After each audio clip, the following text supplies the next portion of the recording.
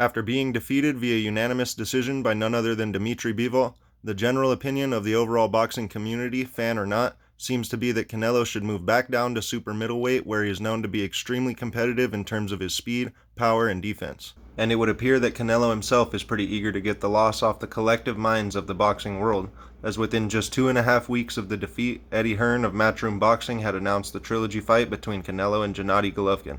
Although I'm sure many fans, including myself, would like to see Canelo go head-to-head with David Benavidez instead, this trilogy fight surely will be an interesting one.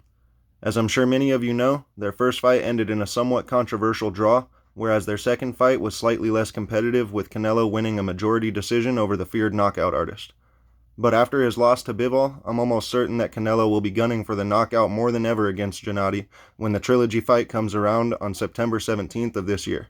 What makes the fight so interesting besides their prior history is the comparison between their last performances.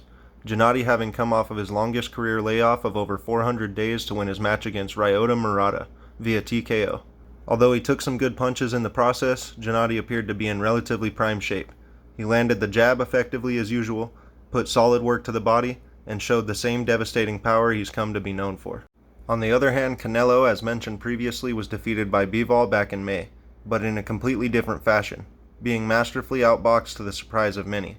Seeing as the fight was at light heavyweight, a weight at which Canelo had only fought at just once before, against a 36-year-old Sergey Kovalev, many predicted that Canelo would be the one to outbox Bivol, and that Bivol's only chance would be his size. Given that we know that Gennady is capable of taking Canelo's best punch, is it possible that given this new loss to study, Gennady could make the adjustments necessary to finally convincingly defeat Canelo? Or will Canelo solidify yet another win over Triple G before moving on to bigger fights like the David Benavidez fight? Certainly, if Canelo is to win, he's going to have to go back to using the jab more frequently as a method of setting up harder punches, as you can see Murata doing here. It's the most effective way to suppress your opponent's offense and simultaneously create openings in their guard. It seems that as Canelo has moved up in weight classes over the years, he's relied more and more on his power. He'll have to take another page out of Murata's book and do as much work to the body as possible, as that's where he seemed to be most effective in terms of slowing Gennady down.